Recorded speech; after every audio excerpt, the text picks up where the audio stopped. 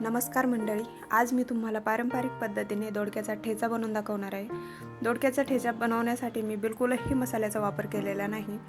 तर आपण बनवायला सुरुवात करूया। तर मी इथे 1 पाव दोडके घेतलेले आहेत। ते स्वच्छ धुवून त्याच्या शिरा काढून घ्यायच्या आहेत।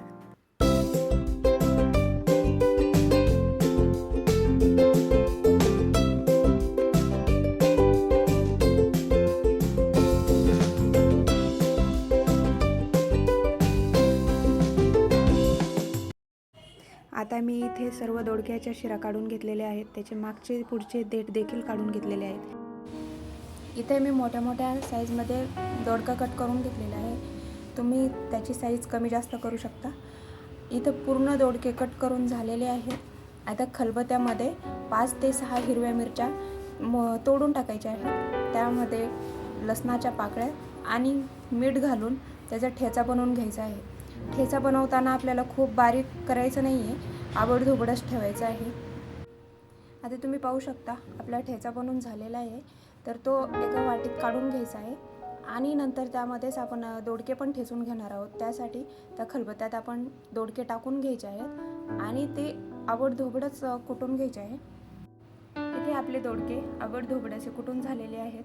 तर एका कढाईमध्ये आपल्याला 1.5 पळी तेल टाकायचं आहे आणि त्यामध्ये जिरे आणि मोहरी टाकायची आहे। मोहरी चांगली तडतडली की आपल्याला त्याच्यात कांदा टाकून घ्यायचा आहे। कांदा जास्त तळू द्यायचा नाही आहे, आपण फक्त लालसर रंग येईपर्यंतच आपण कांदा तळून घेणार आहोत।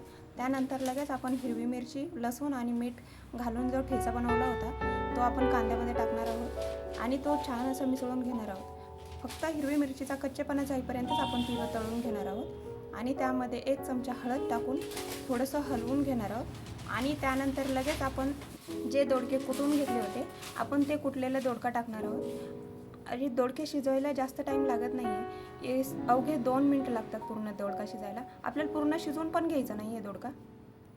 दोडका छान परतला की त्यामध्ये आपण शेंगदाण्याचा कूट घालणार आहोत। शेंगदाण्याचा कूट आपण जाडसरच कुटलेला आहे।